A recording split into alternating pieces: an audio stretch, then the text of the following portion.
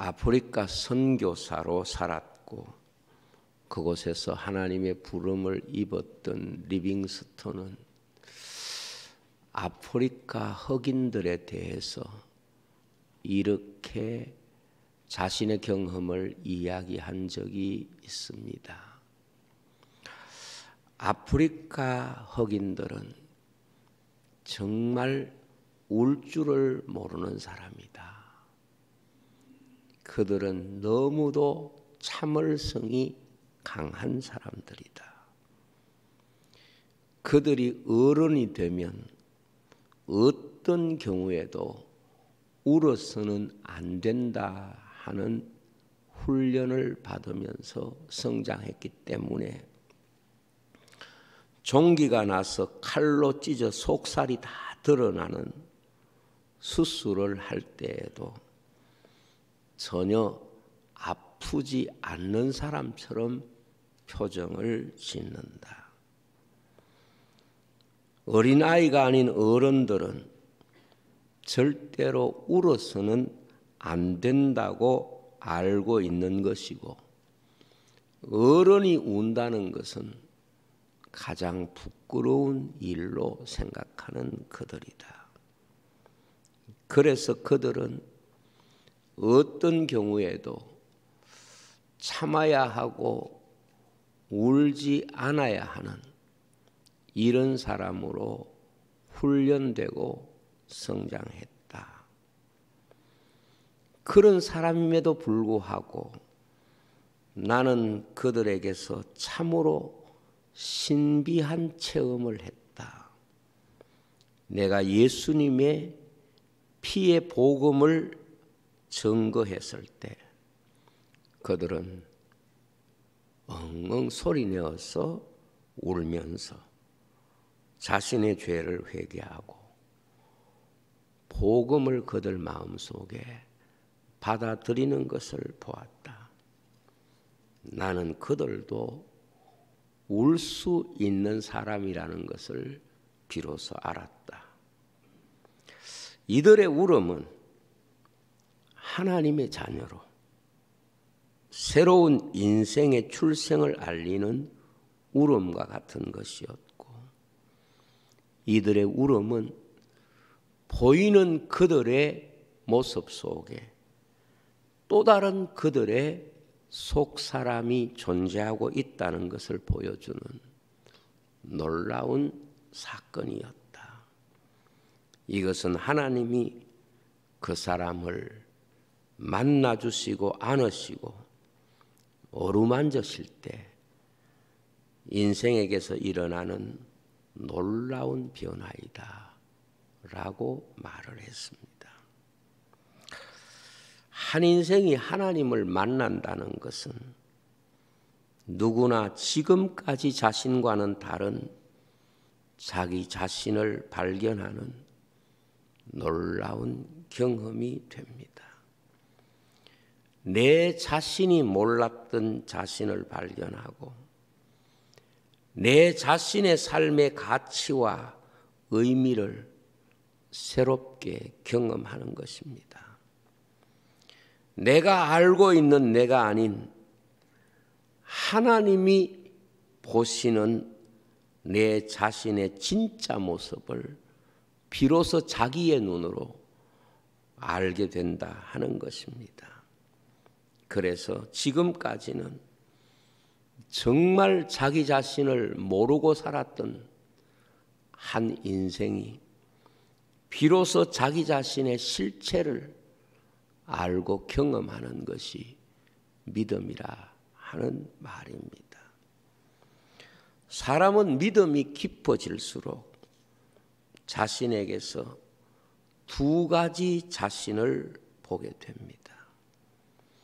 이것은 성도가 가지는 아주 특별한 자기 발견이라고 말할 수가 있습니다.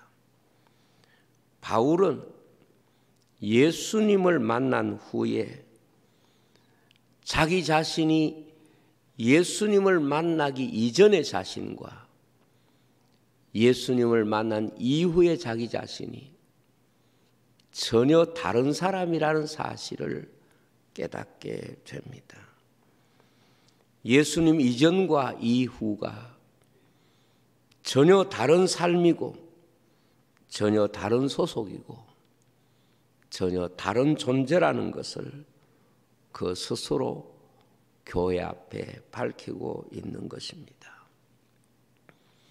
이것이 바로 믿음의 사람들이 가지는 믿음에서 보는 자기 자신과 세상적으로 봐왔던 자기 자신이 어떻게 다른 것인가를 깨닫는 공통점이라고 말할 수가 있습니다.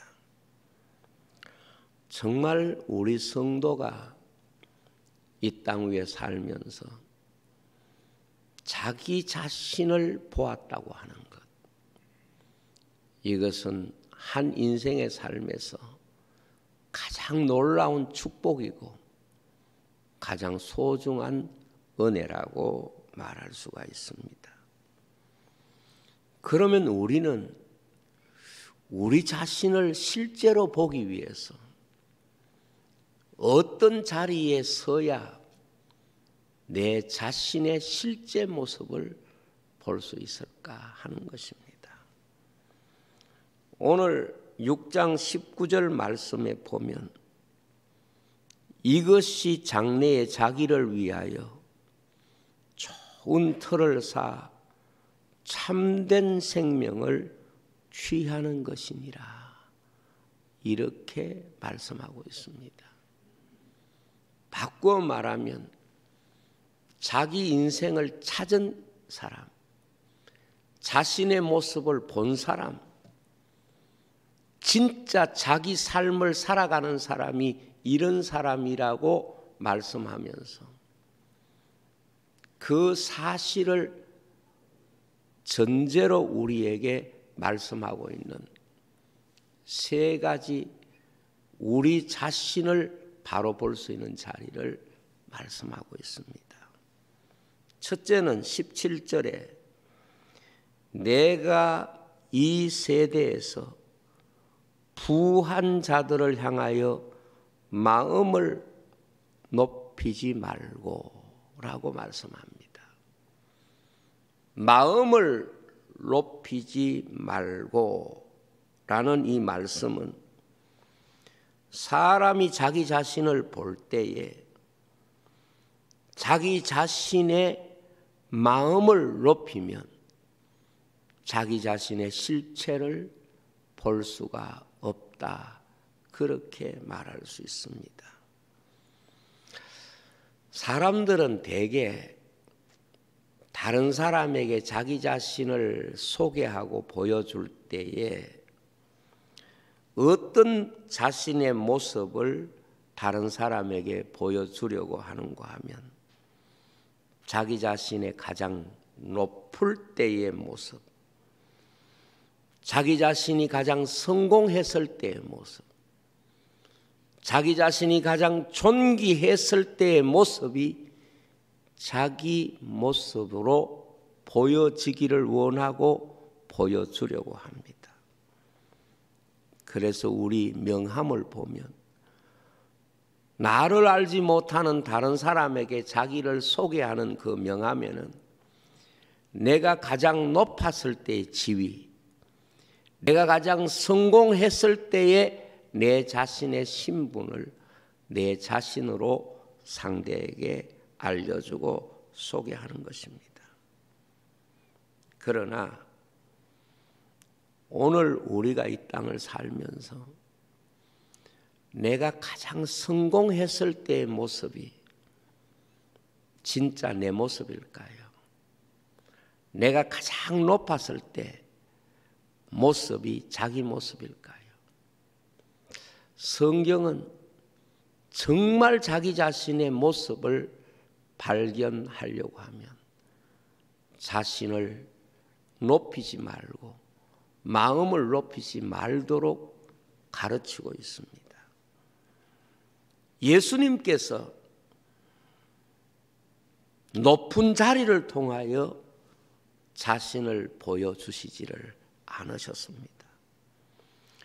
많은 사람들이 예수님을 향하여 높은 자리에서 주님의 모습을 보여주기를 기대하고 요구했습니다.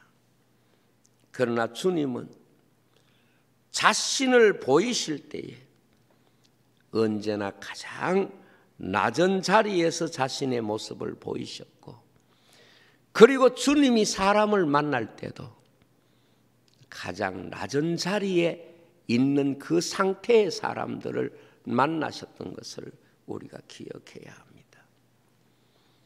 주님이 탄생하실 때에는 짐승의 구유에 누이셨고, 자라나실 때에는 낮고 천한 자의 모습으로 우리 곁에서 그 모습을 보여주신 분이십니다. 주님을 만나기 위해서 왕궁으로 갔던 사람은 주님을 만날 수가 없었습니다. 정말 주님을 만나기 위해서는 그들이 생각했던 가장 낮은 자리에 계시는 주님을 찾지 않으면 만날 수가 없었던 것입니다. 우리들이 가져야 될 생각이 뭔고 하면, 사람들의 시선은 그 사람이 가장 높았을 때를 기억하지만 하나님의 시선은 그 사람이 가장 낮았을 때의 모습을 기억하고 계신다는 것을 기억해야 합니다. 그래서 하나님께서 이스라엘 백성들을 향하여 언제나 기억해야 할 그 자신의 모습을 애굽의 종 되었을 때를 기억하라.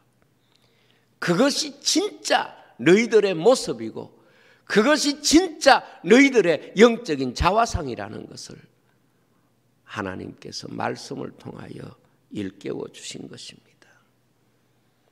사람들은 가장 귀한 자리에서 주님을 만나고 싶어 하지만 주님이 만난 사람들을 성경에서 다 보십시오.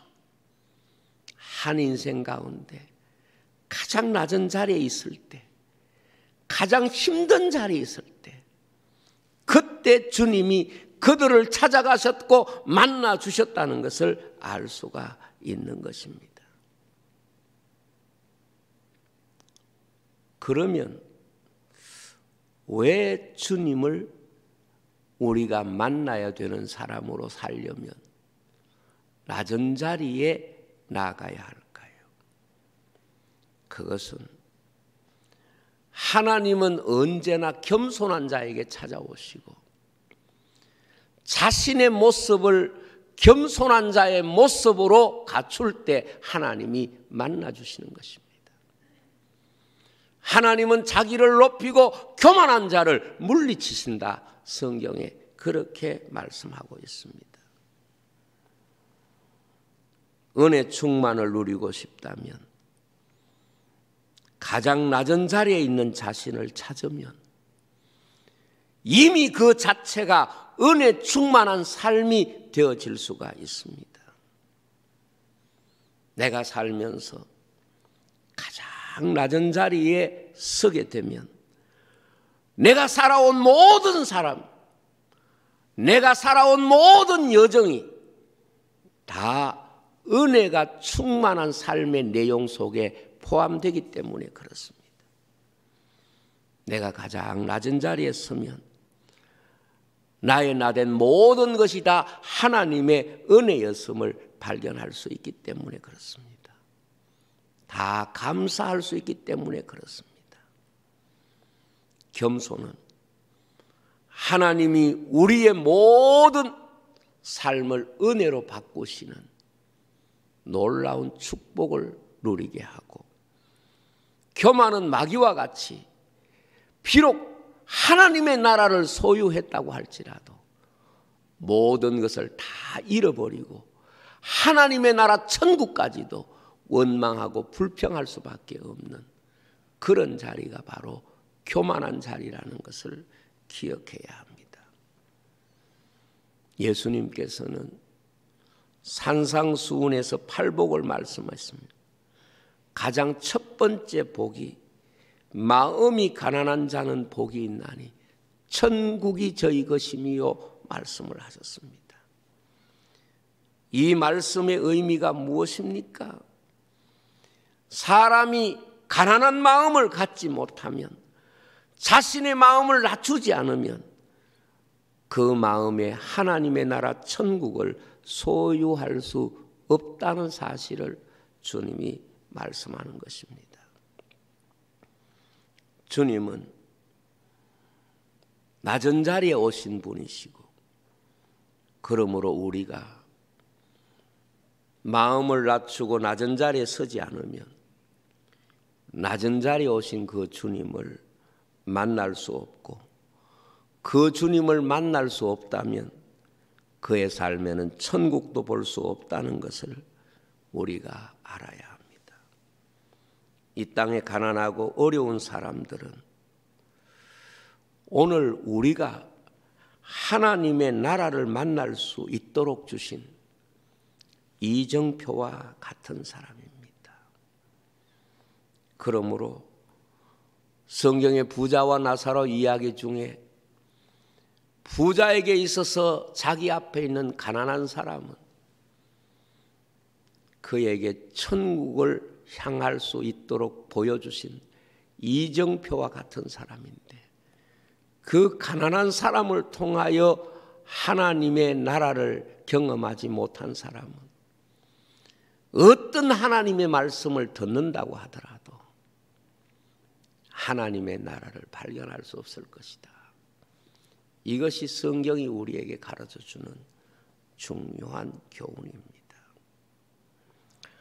루터는 하나님이 우리에게 말씀을 주신 것은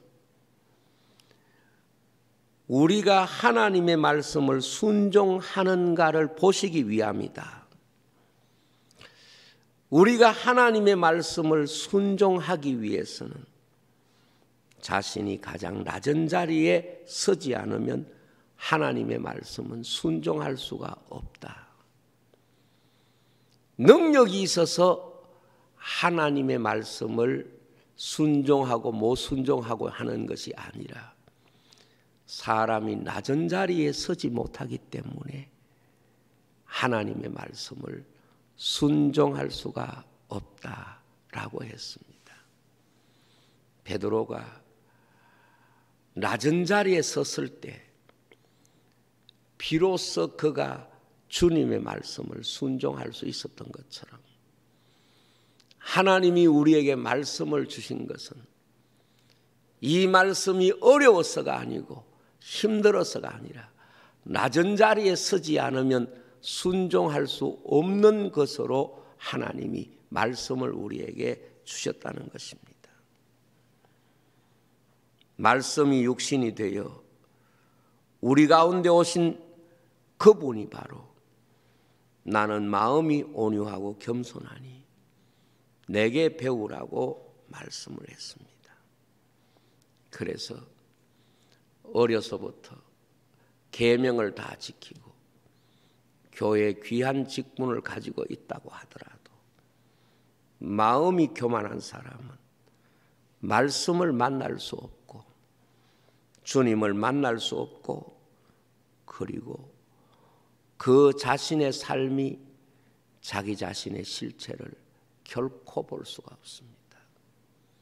라오디게아 교회처럼 교만한 마음 가지고는 자기 자신을 결코 볼 수 없다는 것, 눈먼 교회가 되고 가련한 인생임에도 자기 자신을 인지하지 못하는 인생이 되는 것입니다. 여러분, 우리가 미래 세대를 바라보면서 자기 자신의 모습을 진실로 보기 원한다면 여러분들이 할 수 있는 가장 낮은 자리, 그 겸손한 자리에 서야 주님이 우리를 그 자리에서 기다리고 계시고 우리를 만나주시고 우리를 고쳐주시고 우리의 지나온 모든 삶을 은혜되게 하시고 복되게 하시는 분이십니다. 사람이 살아가면서 내가 가장 낮은 자리가 내 모습이라고 인지하게 되면 내가 살아온 모든 삶들이 다 은혜가 되고 다 축복이 되고 다 구원이 되고 다 하나님이 나에게 주시는 놀라운 그런 하나님의 나라가 되는 것입니다. 두 번째로는 오늘 17절 말씀에 보면 재물에 소망을 두지 말고 오직 우리에게 모든 것을 후히 주사 누리게 하시는 하나님께 두며 소망을 어디에 두느냐 하는 문제입니다. 성도와 세상의 삶의 차이가 뭔고 하면 소유의 차이가 아니라 소망의 차이다. 이것을 말씀하고 있습니다. 사람들은 이상하게 삶의 차이를 소유의 차이로 구분하는 경향이 아주 많습니다. 그런데 성경은 소유의 차이가 삶의 차이가 아니라 그 사람이 가지고 있는 소망의 차이가 바로 삶의 차이라는 것을 말씀하고 있습니다. 성도가 되어서 다른 사람이 되었다는 것은 소망이 달라진 것을 말하는 것입니다. 그러므로 소망이 달라지지 않은 인생은 다 바꾸어져도 하나님 앞에서는 달라진 인생으로 사는 것이 아닙니다. 사람이 정말 달라졌다는 것은 삶은 동일한 삶을 살지라도 그 마음에 소망이 달라진 그 삶이 바로 다른 삶이 되는 것입니다. 모세가 바로 공주의 아들로 성장했지만 그가 다른 사람이 될 수 있었던 것은 바로 공주의 아들로 사는 것의 소망과 그의 백성과 함께 고난받는 것에 대한 소망이 다르다는 이 사실 때문에 그는 소망이 없는 삶을 내려놓고 하나님이 상 주시는 소망의 삶을 소유했고 그것이 믿음이라고 정의하고 있습니다. 오늘 여러분에게 아주 재미있는 사진 한 서너 장을 보여드리려고 합니다. 이 할머니가 깔망이라고 하는 이름의 프랑스 할머니입니다. 얼굴을 잘 보십시오. 이분이 지금 현재 공식적 기록으로 제일 장수하신 할머니입니다. 공식적으로 몇 살까지 살았느냐? 이 깔망이라고 하는 할머니가 122세를 사셨어요. 다음 사진을 보시면 기네스 협회에서 이 사람이 세계 최고 장수자라고 하는 기록 보도를 주어서 그 기록 보도를 가슴에 보이면서 찍은 사진입니다. 이 기네스 기록 보도예요. 그 다음 사진 보겠습니다. 이 사진이 122세 생일 때 찍은 그런 사진인데 촛불을 122개를 켤 수 없었는지 몰라도 앞에 숫자로 122라고 숫자를 쓰는데 이게 122세 생일 사진입니다. 그리고 이분이 무덤에 있는데 이 깔망이라고 하는 할머니가 1875년에서 1997년까지 살았다고 하는 그의 무덤의 비석을 우리가 볼 수가 있습니다. 이분은 122세까지 사셨는데 앞으로 기록이 깨질지는 몰라도 지금까지는 공식적으로 인류 역사 속에 아주 고대 시대에 수백 년 살 때 말고 현재 근대 기록으로 보면 가장 오래 사신 그런 할머니로 공식적으로 인정된 분입니다. 이분은 실질적으로 이승만 대통령과 출생 연도와 같고 슈바이처 박사와도 나이가 동갑인데 이승만 대통령이나 슈바이처도 오래 살았지만은 그들보다 무려 32년을 더 사신 분입니다. 그런데 이 할머니에게 아주 재미있는 일화가 있습니다. 이 할머니가 90세가 되었을 때에 자기 후손들이 자기보다 먼저 죽은 거예요. 그래서 자기 집을 물려줄 그런 사람이 없게 되었을 때에 같은 동네에 사는 앙드레 라포레라고 하는 변호사가 할머니에게 이 집을 사기를 원했습니다. 할머니 연세가 90이니까 그 할머니가 돌아가시면 이 집을 사야 되겠다 이렇게 생각을 했는데 할머니도 그 변호사에게 집을 팔려고 조건을 제시합니다. 매달 2,500프랑 우리나라 돈으로 약 한 50만 원 정도를 주면 할머니가 사망하면 그 집을 변호사가 갖기로 하는 계약 조건이었습니다. 90세니까 변호사 생각에는 얼마나 더 사실까? 그래서 매달 우리나라 돈으로 50만 원씩 착착 넣어주면서 곧 저 집이 내 집이 될 거라고 생각을 했는데 그 이후 32년을 더 살았습니다. 그런데 문제는 매달 돈을 넣던 그 변호사가 2년 먼저 죽었어요. 그 집을 차지하겠다고 그 집에 매달 50만 원씩 넣는 그 변호사가 이 사람이 몇 살 때 했느냐? 이 사람이 48살에 그 집을 받겠다고 돈을 넣기 시작했는데 78세 이 할머니보다 2년 먼저 죽었습니다. 그래서 평생 그 집을 갖겠다고 돈을 넣고는 할머니보다 먼저 죽었기 때문에 그 집을 가져보지도 못하고 끝난 거예요. 저는 그 이야기를 읽다가 얼마나 웃었는지 몰라요. 세상 소망이 그런 거예요.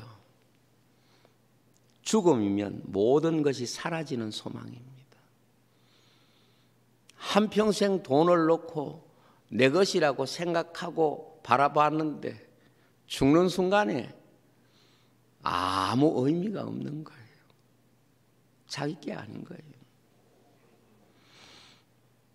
여러분, 우리나라의 청소년 자살률이 세계에서 제일 높다 그렇게 지금 공식적으로 나오고 있습니다. 과거보다 잘 살고 한국이 훌륭하다 뭐 위대하다 이런 말들 요즘 참 많은 사람들이 말하는데 우리 젊은이들 마음속에는 이 나라에 대한 미래 소망에 대한 확신이 없는 거예요. 자기 인생에 대한 미래에 대한 소망을 자신이 확신하지 못하는 거예요. 그래서 인생은 소망을 잃는 그 순간 살았지만 이미 그의 생은 끝난 것이고 소망이 사라지는 그 순간 이미 그 삶은 마침표를 찍은 것과 같은 것입니다. 성도가 왜 위대한지 아십니까? 성도는 마지막 죽음의 순간까지도 소망을 고백하고 소망을 증거하고 소망을 선포하는, 소망의 이유를 묻는 자에게 대답할 말이 있는 사람이 바로 하나님의 백성인 것입니다. 세 번째는 18절 말씀, 선을 행하고 선한 사업을 많이 하고 나누어 주기를 좋아하며 너그러운 자가 되라. 삶을 나누고 너그러운 사람이 되어서 사랑을 배우고 가꾸는 사람이 되라 하는 것입니다. 사람의 삶에 누구에게나 삶의 변곡점이 있다고 하면, 자신을 발견하는 삶의 중요한 경계선이 있다고 하면 그것은 자기를 배우는 시간인데, 사람이 자기를 배우는 시간이 뭔고 하면 자기에게 사랑을 가르치는 시간입니다. 오늘 삶을 나누고 너그러운 사람이 되어서 자기에게 사랑을 가르치는 이 사람이 새로운 자기를 발견하는 시간이 되는 것입니다. 선한 사마리아 사람의 이야기처럼 제사장과 레위인이 아무리 성경을 많이 알고 성경의 지식을 가지고 있다고 해도 자기 자신의 삶이 자기에게 사랑을 가르치는 삶이 못 된다면 그것은 자기 자신을 바로 세우는 인생이 될 수가 없습니다. 선한 사마리아 사람이 왜 위대한가 하면 자기의 삶이 자기에게 사랑을 가르치고 있는 삶이 되는 거예요. 자기 삶이 자기를 사랑으로 가르치는 과정이기 때문에 중요한 것입니다.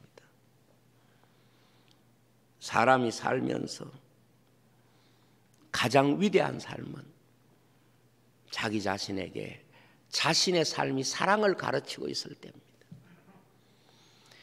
내 인생에게 사랑을 가르치는 삶을 내가 살고 있을 때 그것이 선한 사마리아 사람이고 그것이 하나님의 사람이고 믿음의 사람인 것입니다. 성경에 보면 남을 사랑하라고 말씀하는데 그것은 남을 사랑하기도 하지만 그 남을 사랑하는 과정을 통해서 내게 사랑을 가르치는 과정이 되는 것입니다. 우리가 누구를 사랑할 때 그 사랑 때문에 내가 나에게 사랑을 가르치는 시간이 되는 거예요. 그러나 제사장 레위인이 이웃을 사랑하지 못할 때 자신에게 사랑을 가르치지 못하기 때문에 이것은 하나님 앞에 올바른 인생이 될 수가 없는 것입니다. 오늘 이 말씀을 준비하면서 제가 가장 받은 큰 은혜가 바로 이것입니다. 내 삶이 내게 사랑을 가르치는 삶인가? 아니면 내 삶이 내게 사랑을 가르치지 못하는 삶인가? 이것입니다. 주님이 세상에 다시 오실 때 주님 앞에 가장 소중한 삶을 산 사람이 누군가 하면 자신의 삶이 한평생 자기 자신에게 사랑을 가르치고 있는 삶이 주님 앞에 가장 복된 삶이고 아름다운 삶이라고 믿습니다. 사사기에 보면 나무들의 이야기가 있습니다. 가시나무는 나무들의 임금이 됐지만 그 가시나무의 말을 보면 자신에게 사랑을 가르치지 못하고 내게 와서 피하라, 그렇지 않으면 내가 불을 가지고 너희들을 사르리라 그렇게 말합니다. 자기에게 사랑을 가르치지 못한 삶은 하나님 앞에 정말 불살라지는 가치 없는 사람. 그러나 무화과나무, 감람나무, 포도나무는 주인을 사랑하는 삶이면서 궁극적으로 자기를 사랑의 어떤 삶으로 바꾸는, 자기에게 사랑을 가르치는 그런 삶의 형태를 우리에게 보여주는 것입니다. 우리가 누구를 사랑한다는 것, 이거 참 행복한 일인 것은 내가 내게 사랑을 가르치는 시간이기 때문에 그런 것입니다. 기도하겠습니다. 아버지 하나님, 감사합니다. 오늘 우리가 정말 자기의 미래를 가꾸고 지키는 삶을 어떻게 살아야 할 것인가 교훈을 주셔서 감사합니다.